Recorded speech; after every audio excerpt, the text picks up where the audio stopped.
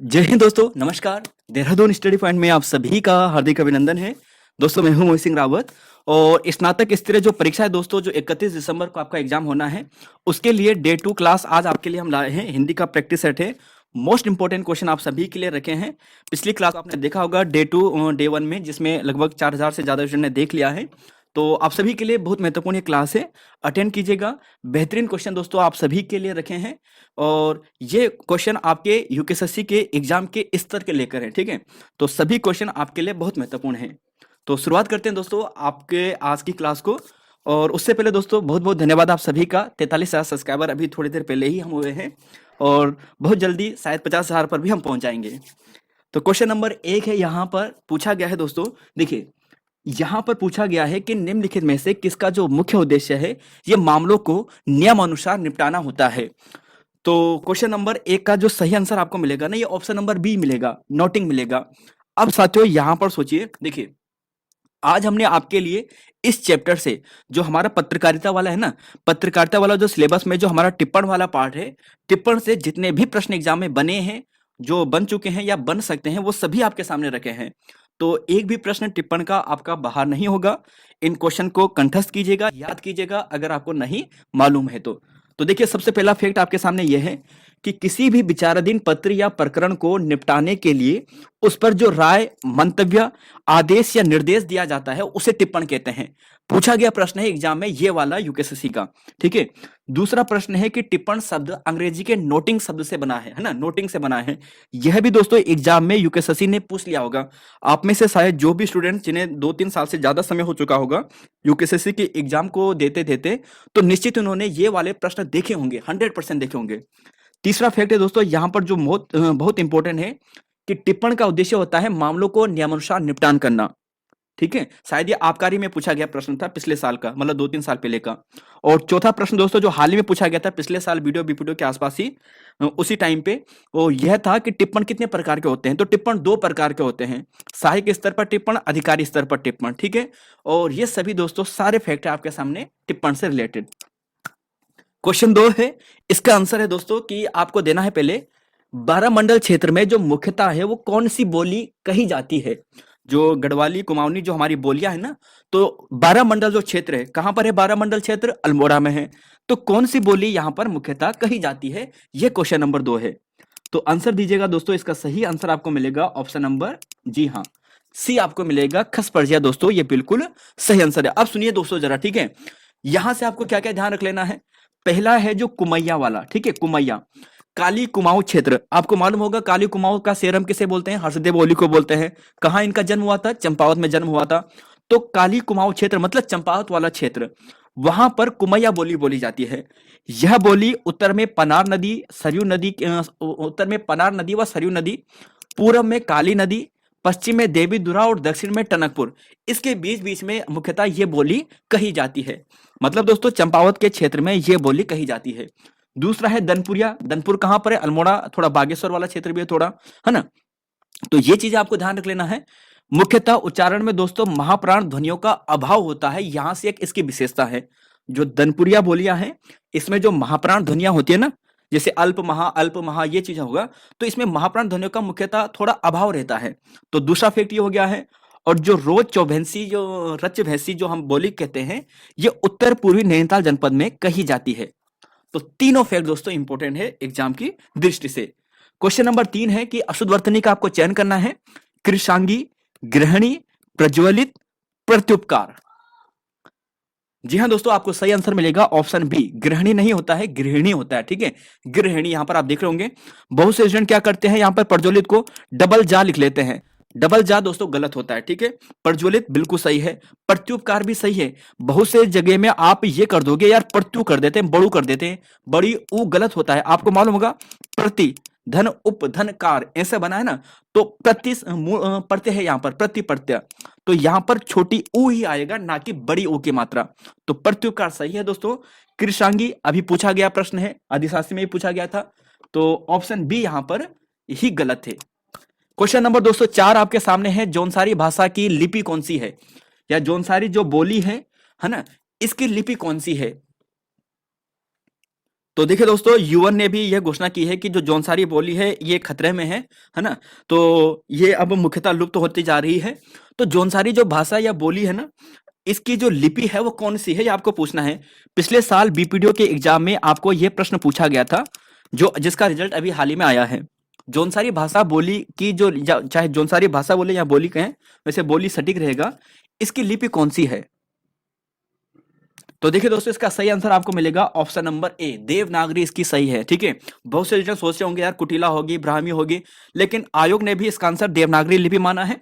आपको भी यही मानना है। क्वेश्चन नंबर 5 है दोस्तों, प्रमुख कवि रचनाकार हैं, उनकी रचना है सही सुमेलित नहीं है, कौन सा? माखनलाल चतुर्वेदी, कैदी और कोयल, मुक्तिबोध, भूरी भूरी खाक धूल, जयशंकर प्रसाद, आत्मकथ्या और निराला जी बच्चे काम पर जा रहे हैं। साथियों, इसका सही आंसर क्या होगा? आप सभी ने दोस्तों राइट आंसर देंगे ऑप्शन डी। ठीक है, निराला जी बच्चे काम पर जा रहे हैं, ये गलत है। देखिए, जो बच्चे काम पे जा रहे हैं ना, ये राजेश जोशी जी की है। किसकी है? राजेश जोशी जी। और ये दोस्तों हमारे सिलेबस में है। तो राजेश जोशी जी से जो प्रश्न एग्जाम में बन सकते हैं वो सुनिए जरा। जन्म 1946 में नरसिंहगढ़ मध्य प्रदेश में हुआ था। कब हुआ था? 1946 नरसिंहगढ़ मध्य प्रदेश में। ठीक है, इनकी रचना है दोस्तों जो एग्जाम की दृष्टि से एग्जाम की दृष्टि से बहुत महत्वपूर्ण है। और उनमें से जो सबसे इंपॉर्टेंट है वो है पॉइंट नंबर 3, दो पंक्तियों के बीच में इनका एक कविता संग्रह है, जिसके लिए वर्ष 2002 में इन्हें साहित्य अकादमी पुरस्कार से सम्मानित किया गया था। इंपॉर्टेंट कर दीजिएगा, इसे अंडरलाइन कर दीजिएगा, याद कर लीजिएगा। ठीक है, एनसीईआरटी में कविता है बच्चे पे काम जा रहे हैं, बच्चे काम पर जा रहे हैं, बहुत फेमस रचना है इनकी। और इनके कुछ रचना है जैसे एक दिन बोलेंगे पेड़, मिट्टी का चेहरा, नेपथ्य में हंसी और दो पंक्तियों के बीच में। 4 ही काव्य संग्रह आपको इनके याद रखने हैं। एक दिन बोलेंगे पेड़, मिट्टी का चेहरा, नेपथ्य में हंसी और दो पंक्तियों के बीच में। और दो पंक्तियों के बीच के लिए साहित्य अकादमी पुरस्कार इन्हें दिया जा चुका है। और देखिए दोस्तों, इन्होंने कुछ की रचना मतलब जो इन्होंने रचना का थोड़ा ट्रांसलेशन भी करवाया था, अनुवाद करवाया था। भूमि का कल्पतरु यह भी और मायुस्की की एक रचना थी, उसे पतलून पहना बादल, इस नाम से इन्होंने अनुवाद करवाया था। तो सारे फैक्ट दोस्तों इंपॉर्टेंट है। ठीक है, चलेंगे क्वेश्चन नंबर 6 पे। देखिए दोस्तों, जो ये फैक्ट आपके सामने रखे हैं ना, अगर आप खोजने निकलोगे तो आपको बहुत ज्यादा समय लगेगा। हम आपके लिए आपके सामने दे रहे हैं, आपकी जिम्मेदारी बनती है कि आप इसे अपने सामने रखें, याद करें। क्वेश्चन नंबर 6 है, पूछा गया है, रच जुड़िया पंच जुड़िया जुड़ गे घिमसान जी। ये गढ़वाली कविता है और इसे गढ़वाली की पहली कविता माना जाता है। कुछ जो हमारे इतिहासकार है ना, कोई हमारे जो गढ़वाली क्षेत्र के जो बड़े प्रसिद्ध व्यक्ति वगैरह हैं, तो वो इसे गढ़वाली की पहली कविता मानते हैं। तो आपको ये बताना है कि ये गढ़वाली कविता किसने लिखा है ना? Question number 6। तो देखिए, इसका right answer option number B है। मुझे मालूम है बहुत टफ प्रश्न है, किसी ने भी शायद इसका आंसर, किसी को भी इसका आंसर नहीं मालूम होगा, लेकिन हाँ अब याद हो जाएगा आपको। ठीक है, जयदेव बहुगुणा। एक्चुअली जो जयदेव बहुगुणा जी है ना, ये थे 1750 में, जो प्रदीप शाह है ना, प्रदीप शाह, उसके काल में थे। और उसके दरबार में ही उन्होंने इसकी रचना की थी 1750 में। और इसे गढ़वाली की पहली कविता कुछ कुछ मानते हैं, मतलब कुछ इतिहासकार वगैरह मानते हैं। तो जयदेव बहुगुणा याद रखेगा। क्वेश्चन नंबर 7 है दोस्तों, कि सिया वदन सम हिमकर नाही में कौन सा अलंकार होगा? तो आप कहोगे कि यार आपने तो पहले आंसर दिखा दिया है। यह प्रश्न भी बीपीडीओ में पूछा गया था। ठीक है, जो बीपीडीओ का एग्जाम हुआ था ना पिछले वाला, वहां पे पूछा गया प्रश्न है ये। और बहुत से स्टूडेंट कहां पर गए होंगे कि यार सिया वदन सम हिमकर नाही, यहाँ पे तो तुलना की गई है, और जहां पर तुलना की जाती है हम उपमा अलंकार लेते हैं। बस दोस्तों, यहीं पर गलत हो जाता है। बहुत से स्टूडेंट का यहीं पर गलत हुआ होगा, है ना? इसका सही आंसर है ऑप्शन नंबर बी, प्रतीप अलंकार। अब जरा यहां पर इस प्रश्न को ध्यान से सुनिएगा कि सिया वदन सम हिमकर नाही, सिया के वदन जैसा हिमकर नहीं है। जैसे तुलना जो की जाती है ना, वैसे बर्फ से तुलना की जाती है ना? हम वदन की तुलना बर्फ से कर रहे हैं, तो हम उल्टा कर रहे हैं यहाँ पर। तो जहां पर भी उल्टा होता है वो प्रतीप होता है। प्रतीप का अर्थ ही दोस्तों उल्टा होता है, जहां पर उपमा के अंगों को उलटफेर करने में, अर्थात उपमेय को उपमान के समान ना कहकर उलटकर उपमान को ही उपमेय कहा जाता है, तो वहां पर प्रतीप अलंकार होता है। तो सिंपल सा बात है कि जहां पर भी आपको ऐसा लगता है कि यहां पर उपमा गलत तरीके से की गई, उल्टी की गई है, तो आप प्रतीप पे चले जाना। ठीक है, तो 7वें का right answer option number B यहां पर सही है। अब जो स्टूडेंट्स यहां पर उपमा अलंकार की बात कर रहे होंगे, देखिए उपमा अलंकार की परिभाषा ध्यान रखिएगा दोस्तों। उपमा का मतलब होता है तुलना करना। जब किसी व्यक्ति वस्तु की तुलना किसी दूसरे या वस्तु से की जाती है, तो वहां पर उपमा अलंकार होते हैं। कुछ एग्जाम्पल है कि सागर सा गंभीर हृदय हो, गिरी सा ऊंचा हो मन। सा से सी वाले जो प्रश्न कहीं पर आपको दिखते हैं ना, उपमा अलंकार पे आप चले जा सकते हैं। पीपर पात सरिस मन ढोला, ये कई बार एग्जाम में आ चुका है ये एग्जाम्पल कि किसका कौन सा अलंकार है इस पे। पीपर पात सरिस मन ढोला मतलब यहां पर उपमा अलंकार है। कुछ और एग्जाम्पल, हाय फूल सी कोमल बच्ची हुई राख की ढेरी, ठीक है। उतर रही संध्या सुंदर परी सी, मखमल के झूले पड़ा हाथी सा टीला, उदित उदयगिरी मंच पर रघुवर बाल पतंग। तो देखिए दोस्तों, यहां पर जो आपके सामने ये सारे एग्जाम्पल है ना, ये सारे उपमा अलंकार के हैं। और उपमा अलंकार में एक पहचान आप ऐसे कर सकते हो कि जहां पे सा से सी या सम भी आपको दिखे तो वहां पर उपमा अलंकार होगा। लेकिन सम में एक चीज है, ध्यान भी रखना, थोड़ा वाक्य को पढ़ना भी होगा, शब्द को पढ़ना भी होगा वाक्य को, कि कहीं ये उल्टा तो नहीं कर रखा है। उल्टा कर रखा तो आप प्रतीक में जा सकते हो, अदरवाइज ये उपमा अलंकार ही होगा। चलेंगे क्वेश्चन नंबर दोस्तों यहां पर 8 पे, और यहां पर आपके सामने पूछा गया है कि हिंदी की कितनी उपभाषाएं मानी गई हैं। हिंदी की कितनी उपभाषाएं मानी गई हैं? तो हिंदी की दोस्तों 5 उपभाषाएं मानी गई है। कौन सी? एक है पूर्वी हिंदी, एक है पश्चिमी हिंदी, एक है बिहारी हिंदी, एक है राजस्थानी हिंदी और एक पहाड़ी हिंदी। यहां पर देखिए जरा, एक बार रिवाइज कर लीजिए, आपने बार बार पढ़ा है, रिवाइज कीजिए, है ना। ये सभी है हिंदी की बोलियां, उपभाषा जिसे हम विभाषा भी कहते हैं, और ये है बोलियां, है ना। तो यहां पर देखिए अवधी बघेली छत्तीसगढ़ी किसके अंतर्गत आती है? पूर्वी हिंदी के अंतर्गत आती है। अवधी बघेली छत्तीसगढ़ी पूर्वी हिंदी के अंतर्गत। पश्चिमी के अंतर्गत खड़ी बोली जिसे कोरवी कहते हैं, है ना। ब्रज बांगरू बुंदेली कन्नौजी पश्चिमी के अंतर्गत आते हैं। बिहारी के अंतर्गत मगही भोजपुरी मैथिली।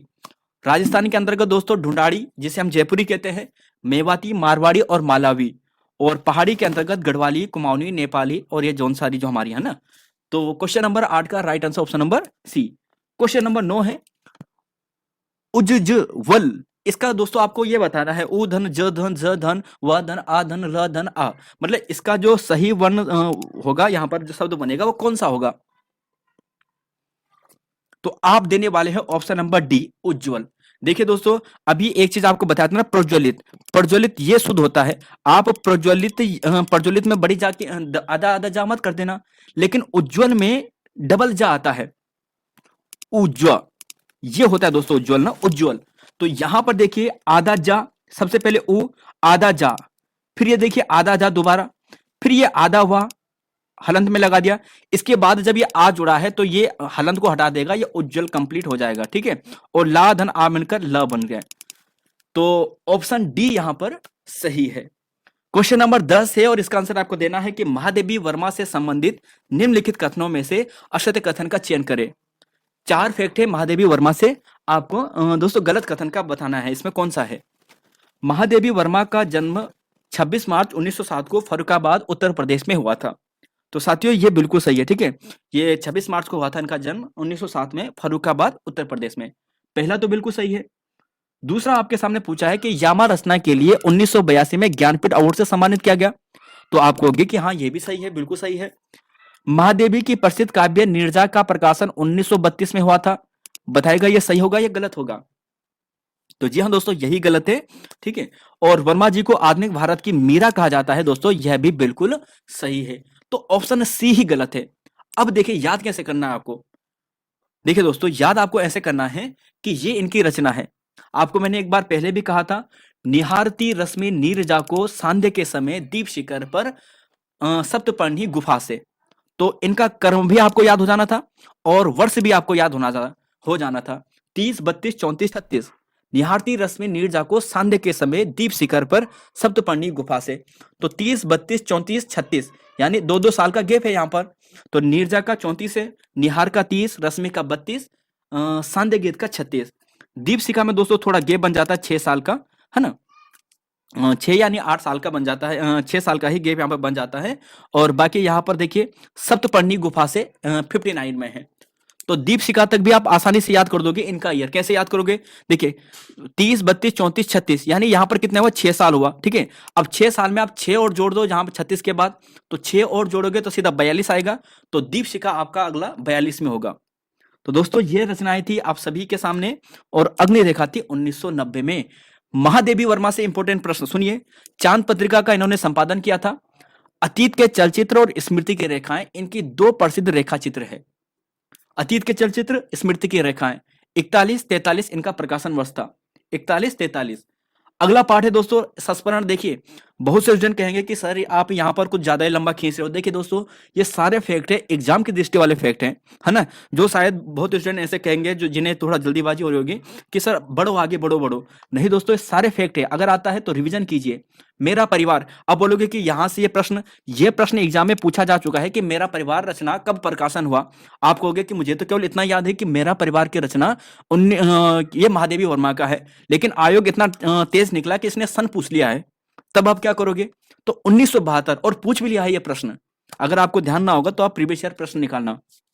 मेरा परिवार 1972 में प्रकाशित हुआ था। भक्तिन दोस्तों इसकी रचना, इनकी रचना है। और भक्तिन की जो मुख्य पात्रिका थी ना उसका नाम क्या था? लक्ष्मी था, लक्ष्मण। इसका मूल नाम क्या था? लक्ष्मी था, मतलब जो इसके मुख्य पात्र थे भक्तिन का, है ना। कहानी इनकी गिल्लू है। और श्रृंखला की कड़ियां 1942 में इनका प्रकाशन हुआ था। भारतीय संस्कृति के स्वर, संकल्पिता और क्षणदा, ये 4 निबंध संग्रह हैं। श्रृंखला की कड़ियां, भारतीय संस्कृति के स्वर, संकल्पिता, क्षणदा। तो देखिए दोस्तों महादेवी वर्मा से जितने भी प्रश्न एग्जाम में बन सकते थे वो सभी आपके सामने रखे हैं। अब आपकी जिम्मेदारी है इसे वीडियो को पॉज करके याद करिए। क्वेश्चन नंबर 11 है हिंदी, विश्व हिंदी दिवस कब मनाया जाता है? दोस्तों विश्व हिंदी दिवस मनाया जाता है यहाँ पर 10 जनवरी को, ठीक है। तो आप सभी जानते हो, देखिए यहाँ पर सारे फैक्ट देखिए। 14 सितंबर को राष्ट्रीय हिंदी दिवस, क्योंकि 14 सितंबर 1949 को क्या हुआ था, हमने प्रथम बार संविधान में से अपनाया था ना, तो 14 सितंबर को। 23 सितंबर को अंतर्राष्ट्रीय साइन लैंग्वेज डे और 21 फरवरी को अंतर्राष्ट्रीय मातृभाषा दिवस।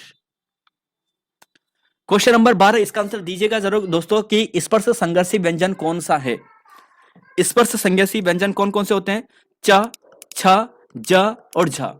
तो ऑप्शन जो आप यहां पर देख रहे हैं ए, यानी ये सही होगा। जो ये 4 व्यंजन आपको दिखाई दे रहे हैं ना, च, छ, ज और झ, ये होते हैं स्पर्शी व्यंजन।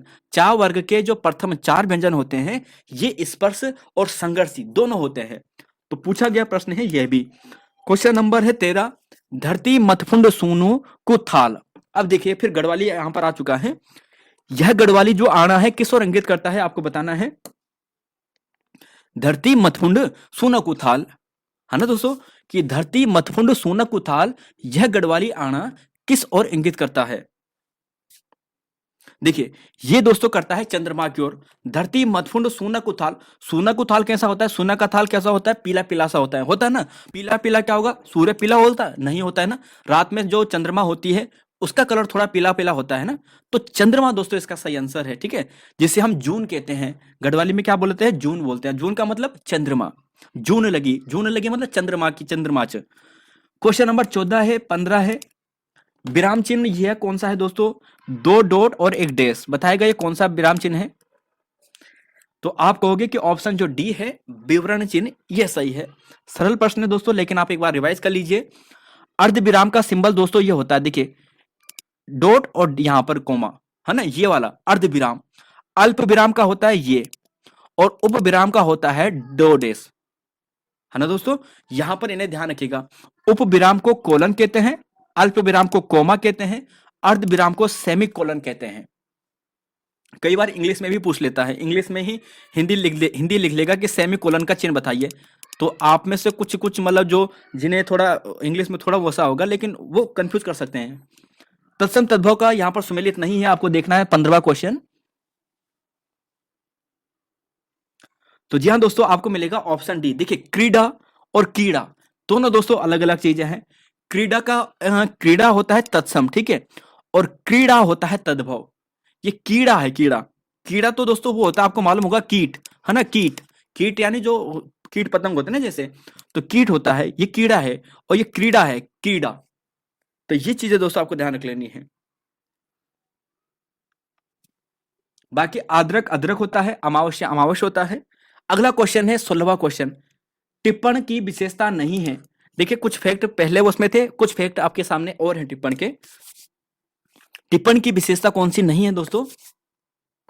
टिप्पण की विशेषता,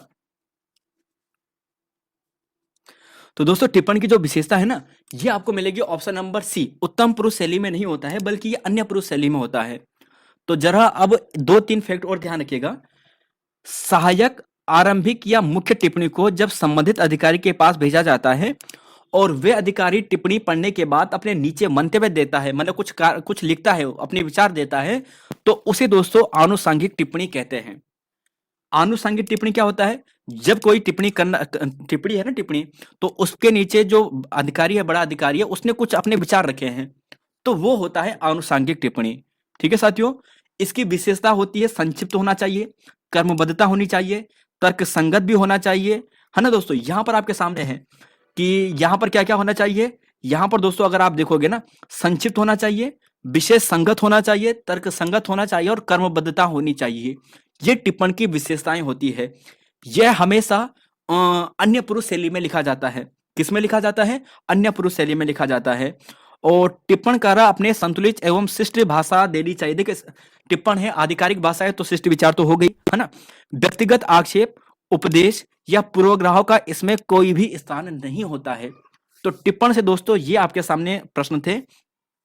एक प्रश्न यहां पर और भी बन सकता है कि टिप्पणी लिखने में सहायक अधिकारी दाहिनी ओर अपने हस्ताक्षर कर, कहां पर? दाहिनी ओर अपने हस्ताक्षर कर अपने अधिकारी के समक्ष प्रस्तुत करता है, और जिस अधिकारी को प्रस्तुत किया जाता है उसका पदनाम वहां बाईं ओर लिखा जाता है। तो टिप्पणी से दोस्तों इतने ही प्रश्न आपके एग्जाम में बन सकते हैं। लगभग 10 या 15 फैक्ट हैं टिप्पणी से, इन प्रश्नों को लिख लीजिएगा। 17वां क्वेश्चन है कि खैनी की गांठी ना उचोने की जांठी। अब इस कुमाऊनी लोकोक्ति का मतलब क्या है? खैनी की गांठी या ना उचोने की जांठी, अब एक कुमाऊनी भाषा आ चुकी है, इसका आपने बताना है इसका मतलब क्या है, इस लोकोक्ति का अर्थ। तो देखिए इसका आंसर क्या मिलेगा। तो देखिए दोस्तों, इसका जो आंसर आपको मिलेगा यहां पर क्या मिलने वाला है, 17 का राइट आंसर आपको क्या मिलेगा। तो जी हाँ, इसका मतलब आपको मिलेगा दोस्तों ऑप्शन नंबर सी, यानी सभी तरीके से असमर्थ व्यक्ति। खैनी की गांठी और न उचोने की जांठी का मतलब होता है कि सभी तरीके से असमर्थ है। थोड़ा सा दिल पर मत लेना दोस्तों ना। यहाँ पर जैसे एक एग्जांपल बताता हूं मैं, ठीक है, कि मतलब क्या है कि यार हमारे पास जैसे अभी हम एक बेरोजगार स्टूडेंट है और जो बार बार फेल ही हो रहा है ना, हर तरीके से असमर्थ ही है वो। ना तो वो वीडियो निकाल पा रहा है, ना फॉरेस्ट गार्ड निकाल पा रहा है, ना ईओ निकाल रहा है ना। तो उसके लिए एक सर्टिफिकेट थोड़ा बहुत मैच कर सकता है, ना उसका फॉरेस्ट गार्ड में हो पा रहा है। तो खैनी की गांठी ना उचोने की जांठी, सभी तरीके से असमर्थता। वैसे इसका मतलब ये होता है कि ना तो खर्च उठाने के लिए पैसा है और ना ही मतलब हमारे पास कोई दूसरा सहारा है जिससे हम क्या कर सकते हैं, आगे बढ़ सकते हैं। तो असमर्थवान होना इस कुमाऊनी लोकोक्ति का मतलब होता है। तो खैनी की गांठी ना उचोने की जांठी मतलब असमर्थवान। क्वेश्चन नंबर 18 है, अर्थ के आधार पर शब्द कितने प्रकार के होते हैं? देखिए, अर्थ के आधार पर शब्द होते हैं दोस्तों 4 प्रकार के, है ना। अब जरा यहां पर देखिए, उत्पत्ति के आधार पर पूछा जाए तो उत्पत्ति के आधार पर दोस्तों हमेशा ऑप्शन 4 रखना, ठीक है। पांचवा संकर शब्द ज्यादातर 90% जो किताबें हैं वो नहीं मानती है। कुछ किताबें मान लेती हैं, लेकिन 90% जो किताबें हैं वो संकर शब्द को उत्पत्ति के आधार पर नहीं मानती है, ये इसका उपभेद मानते हैं, जबकि है भी ये उपभेदी। तो एक बार आप यहाँ पर देखिए, अब आपको यहाँ पर क्लियर हो जाएगा जन, है ना। देखिए, शब्द की बात करते हैं, उत्पत्ति के आधार पर 4 होते हैं, तत्सम, तद्भव, देशज, विदेशज। संकर इन सभी का उपभेद होता है, मतलब या तो दो अलग अलग भाषाओं से मिलकर बना हुआ शब्द होता है, उसे संकर कहते हैं, ठीक है। अब यहीं पर बात करें रचना के आधार पर, तो रूढ़ शब्द, यौगिक शब्द और योग रूढ़ शब्द, ये होते हैं रचना के आधार पर। और अर्थ के आधार पर ये 4 होते हैं, एकार्थी, अनेकार्थी, पर्यायवाची और विलोमार्थी। तो ये है दोस्तों शब्दों के प्रकार। कभी डायरेक्ट फैक्ट पूछ लेते हैं और हम कंफ्यूज कर जाते हैं। कंगाली में आटा गीला, इस मुहावरे का अर्थ क्या होता है? कंगाली में आटा गीला, तो दोस्तों इसका मतलब होता है कि अभाव की स्थिति में हानि, है ना। कंगाली है और आटा भी फिर गीला हो गया है, तो अभाव है और उसमें भी हमें और हानि हो रही है। तो ऑप्शन बी यहां पर सही होगा। स्त्रीलिंग शब्द का चयन करना है, ये यूकेएसएससी द्वारा पूछा गया प्रश्न है प्रीवियस ईयर में। संविधान, प्रवेश, परिवहन और गवेषणा।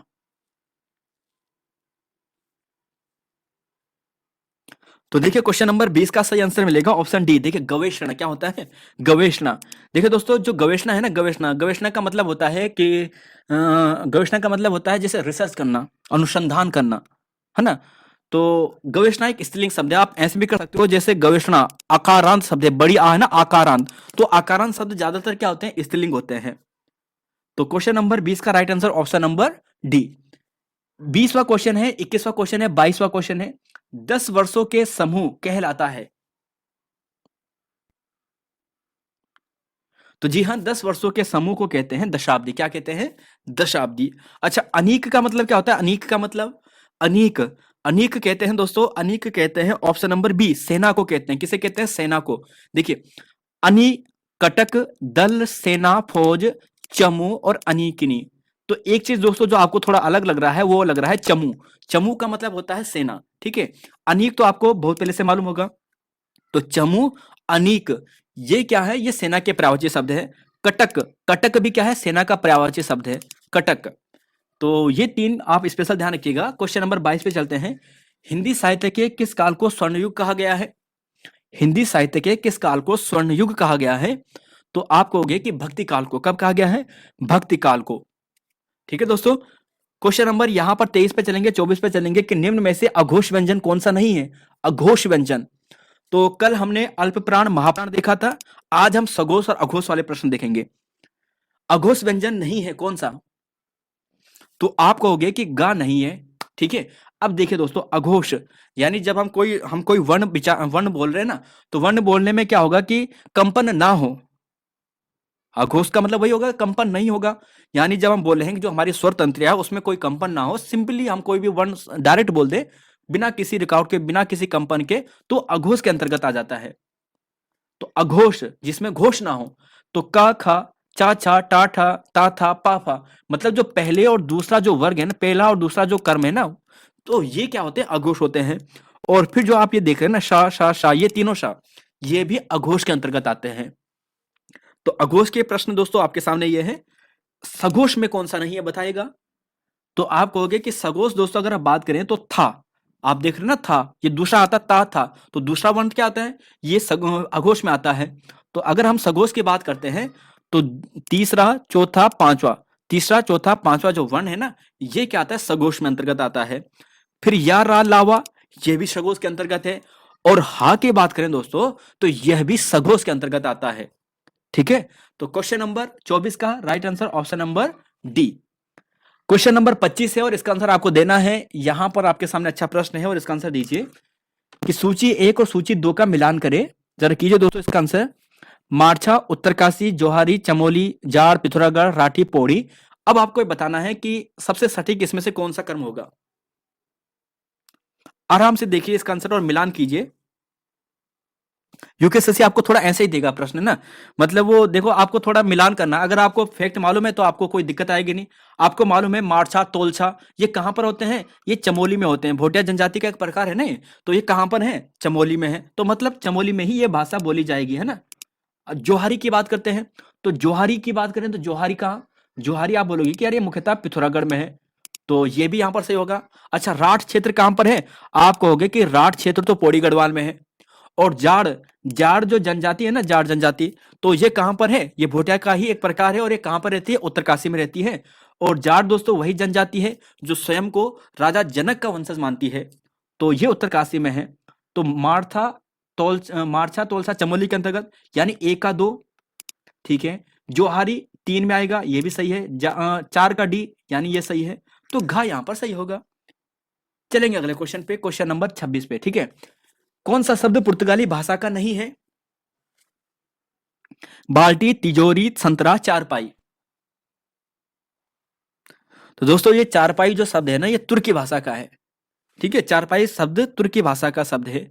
अब दोस्तों ये है ना पुर्तगाली भाषा के शब्द, इसे याद कर लीजिए। मुझे मालूम है बहुत से स्टूडेंट हमसे नए जुड़े होंगे, उन्होंने हमारी ये क्लास नहीं देखी होगी। तो वैसे तो शायद आप बहुत समय खोजना भी मुश्किल हो जाएगा, क्योंकि 1 साल से ज्यादा समय हो चुका है इस क्लास को। तो फिर भी आपके सामने रखा है, जरा देखिए पुर्तगाली भाषा के शब्द कौन सा है। देखिए, संतरा, गोभी, कमरा, अनानास, तंबाकू, अलमारी, कप्तान, तिजोरी, साबुन, तौलिया, बाल्टी, मिस्त्री। अब ये सभी जो शब्द आपको दिखाई दे रहे हैं, ये पुर्तगाली भाषा के हैं। कैसे याद करना है दोस्तों? आपको मालूम होगा पुर्तगाली कहां से आए? समुद्र से होकर आए, और ये कोच्चि, केरल कोच्चि में आया था पहले, वही था ना पुर्तगाली, वास्को डी गामा। तो किस रास्ते से आए? समुद्र के रास्ते आए। और जो समुद्र के रास्ते आ रहे हैं भाई साहब, वो क्या कहेंगे? ज्यादा नहाएंगे, ठीक है। तो नहाने से संबंधित जो चीजें होंगी वो पुर्तगालियों को होंगी, मतलब साबुन, ठीक है, बाल्टी, तौलिया। तो ये चीजें आप ऐसे मान के चलना कि ये किसके पुर्तगाली भाषा के शब्द हैं। जैसे आप ऐसे ध्यान रखें कि पुर्तगाली कप्तान के कमरे की अलमारी में साबुन, तौलिया, बाल्टी सब रखा है, अब चलो नहा लो। तो आप थोड़ा सा कुछ ऐसे कर लीजिएगा। और देखिए दोस्तों, जो गोभी है, संतरा, तंबाकू, अनानास, ये भी दोस्तों पुर्तगाली भाषा के ही शब्द हैं। गोभी, संतरा, तंबाकू, अनानास। आपको मालूम होगा कि तंबाकू की खेती भारत में कौन लाया था? पुर्तगाली लाए थे। तो पुर्तगाली तंबाकू किस भाषा का है? पुर्तगाली का है। और कुछ और शब्द है दोस्तों पुर्तगाली के जो आपको याद होने चाहिए। गोदाम, गोदाम किस भाषा का है? पुर्तगाली है। पादरी भी पुर्तगाली है। चाबी, गिरजाघर, अचार, कमीज, आलपिन। आलपिन पूछा गया प्रश्न है कुछ एग्जामों में, यूपीएसएससी के एग्जामों में। गमला दोस्तों पपीता, पतलून और कनस्तर। तो ये दोस्तों एग्जाम्पल है किसके? पुर्तगाली भाषा के। तो एक बार याद कीजिएगा दोस्तों, हो सके, ठीक है। 27वां क्वेश्चन है, दक्षिण दिशा के लिए एक शब्द कौन सा होगा? वाक्यांश के लिए एक शब्द है और आंसर देना है इसका। दक्षिण दिशा के लिए एक शब्द कौन सा होगा? आग्नेय, नेत्रिभ्य, अवाची और उदीची। अच्छा क्वेश्चन है, क्वेश्चन नंबर 27। तो देखिए दोस्तों, इसका सही आंसर आपको मिलेगा ऑप्शन नंबर सी, अवाची मिलेगा। देखिए जरा यहां पर देखिए दोस्तों, आपके एग्जाम के लिए वेरी इंपॉर्टेंट है, यहां से अक्सर प्रश्न बनते हैं। देखिए, जो पूरब दिशा होती है इसे बोलते हैं प्राची। क्या कहते हैं? प्राची कहते हैं। जो पश्चिम दिशा होते हैं इसे बोलते हैं प्रतीची। क्या बोलते हैं? प्रतीची। जो उत्तर दिशा होती है इसे बोलते हैं उदीची। और जो दक्षिण दिशा होती है ना, इसे बोलते हैं अवाची। तो प्राची, प्रतीची, उदीची, अवाची, पूरब, पश्चिम, उत्तर, दक्षिण। ठीक है। अब यहां पर बीच में ऐसा प्रश्न भी आता है कि उत्तर पूरब या पूरब उत्तर की दिशा को इसे क्या कहते हैं? तो इसे कहते हैं ईशान। क्या कहते हैं? ईशान। ठीक है। अब ये उत्तर और पश्चिम की दिशा को इसे कहते हैं वायव्य। क्या कहते हैं? वायव्य। और दक्षिण और पश्चिम इसे बोलते हैं नेत्रिभ्य। और आग्नेय किसे बोलते हैं? पूरब और दक्षिण दिशा को। तो दिशा संबंधी दोस्तों जो प्रश्न है ना, ये आपको याद हो जाएगा। ईशान, नेत्रिभ्य, आग्नेय, वायव्य, उदीची, प्रतीची, प्राची, अवाची। एक बार लिखना, कॉपी में लिखना ना, याद हो जाएगा आपको। अगर याद नहीं होगा तो जैसे हम गढ़वाली है ना, हम क्या बोलते हैं किसी को बुलाने के लिए? हम क्या बोलते हैं? क्या बोलते हैं? ई ना, इना। यहां पर देखो, ठीक है, इना आवा। नहीं आया समझ में? तब से देखिए, हम किसी को बोलेंगे ना कि गढ़वाली में बोलेंगे कि उसे बुलाना है, तो हम बोलेंगे इना आवा। क्या बोलेंगे? इना आवा। इना, ये कर्म होगा, इना आवा, इना आवा, ई न आ वा, ये कर्म है। ईशान, नेत्रिभ्य, आग्नेय और यहां पर वायव्य। तो ऐसे में भी दोस्तों आप याद कर सकते हो। मैंने कुछ इसी तरीके से अपने लिए याद किया था। चाहे आपको अगर याद हो जाता है तो आप इसे भी फॉलो करके याद कर सकते हो। क्वेश्चन नंबर यहां पर 28वां है कि विलोम शब्द युग्म का चयन कीजिए। विलोम शब्द युग्म का चयन कीजिए। तो दोस्तों यहां पर ऑप्शन नंबर बी आपको मिलेगा, अभिग और अनभिग। ठीक है, अभिग और अनभिग। तो क्वेश्चन नंबर 29 पे चलते हैं। यहां पर पूछा गया है और आपके सामने यहां पर है कि घोड़ा का सही पर्यायवाची समूह कौन सा है, ये आपको बताना है। यहां पर रबी शुत हाय तुरंग, बाजी कासरी लुलापा, अश्व तुरंग परेवा, सेंदव घोटक हारित। बताएगा इसका आंसर। तो जी हाँ, आप कहोगे ऑप्शन ए यहां पर सही है। देखिए दोस्तों, यहां पर देखिए ना, जो घोड़ा का पर्यायवाची क्या क्या होते हैं? एक होता है, इसी को तुरंग भी कहते हैं। तुरंग, घोड़ा होता है ना तुरंत भागने वाला, तेज भागने वाला, तुरंत हो जाता है, तो तुरंग। ठीक है। घोटक, रबी सुत, रबी का पुत्र इन्हें बोला जाता है। बोला जाता है ना, आपने देखा होगा, सूर्य भगवान देखा होगा, और सूर्य भगवान के आपने जहां पर भी फोटो देखी होगी तो 7 घोड़े आपने देखे होंगे उसके आगे। तो रबी शुद्ध, रबी का घोड़ा, रबी, सूर्य का पुत्र। बाजी, तो आपने देखा होगा बाजी किसी की लगाई जाती है? इसी की बाजी लगाई जाती है ना, रेस होती है ना, तो बाजी इसी में लगाते हैं। फिर बाजी भी हम इसी में लगाएंगे। और अश्व तो दोस्तों सभी जानते हैं। ये है घोड़े के पर्यायवाची। अब देखिए, जो लुलापा आप देख रहे हैं, लुलापा कासरी, तो लुलापा, कासरी, महिषी, सेरिभी, ये भैंस के पर्यायवाची है। लुलापा, कासरी, महिषी, सेरिभी, ये भैंस के पर्यायवाची हैं। और दोस्तों जो लास्ट आप देख रहे हैं ना, हारित वाला, ये कबूतर का पर्यायवाची है। यूकेपीएससी आपको यहां से 2 बार प्रश्न पूछ चुका है कबूतर के पर्यायवाची से। कबूतर के हैं हारित बोलते हैं, परेवा भी कहते हैं, रक्त लोचन भी इसी का नाम है, कपोत और पारावृत, ये सभी दोस्तों किसके पर्यायवाची हैं? कबूतर के पर्यायवाची हैं। और लास्ट क्वेश्चन है दोस्तों आज का, ये क्वेश्चन नंबर 30 है। बादल राग कविता को कितने खंडों में प्रकाशित किया गया था? बहुत पुराना प्रश्न है यूकेएससी का, और इसका सही आंसर आपको मिलेगा ऑप्शन डी, 6 मिलेगा। अब साथियों देखिए, जो बादल राग कविता है ना, बादल राग कविता, ये है सूर्यकांत त्रिपाठी निराला जी की। और सूर्यकांत त्रिपाठी निराला जी ने 4 महत्वपूर्ण कविता हैं, वैसे तो बहुत सारी हैं, जो 4 लंबी कविताएँ हैं। एक है राम की शक्ति पूजा, एक है सरोज स्मृति, एक है बादल राग और एक है तुलसीदास। ठीक है दोस्तों? जो राम की शक्ति पूजा है और जो बादल राग है, इसके 6-6 भाग हैं। राम की शक्ति पूजा, बादल राग ये सबसे मतलब सबसे ज़्यादा खंडों में विभाजित है, 6-6 पार्ट हैं इसके। जबकि जो सरोज स्मृति है इसके 5 खंड हैं और जो तुलसीदास है इसके 4 भाग हैं। तो तुलसीदास रचना किसकी है? निराला जी की है। और ये दोस्तों सबसे लंबी है, भले भाग इसके छोटे हैं लेकिन लंबी रचना है ये। और दोस्तों आपके सामने सारे फैक्ट यहाँ पर यही थे। और जो सरोज थी ना, सरोज, एक चीज़ आपको मालूम होगा, आपने शायद पढ़ा होगा, जिन्होंने बीए में हिंदी ली होगी ना, उन्हें मालूम होगा, क्योंकि वहीं पर बताया गया है कि जो सरोज थी ना, ये निराला जी की बेटी का नाम था, जिनकी अल्प आयु में मृत्यु हो जाती है, यानी कम समय में इनकी मृत्यु हो जाती है। तो उनके उनके उसमें विरह में, उनकी याद में वो सरोज स्मृति की रचना करते हैं। तो सरोज उनकी बेटी का नाम था और सरोज स्मृति उन्हीं के नाम पर इन्होंने रचना लिखी थी। तो साथियों आज की क्लास में इतना ही है। मिलेंगे फिर आपको नई वीडियो में, और इन सभी को अच्छे से आप देखिएगा, याद कीजिएगा। तो फिलहाल दोस्तों यहाँ पर इतना ही है। जय हिंद दोस्तों, नमस्कार, और जय उत्तराखंड, जय देवभूमि। धन्यवाद।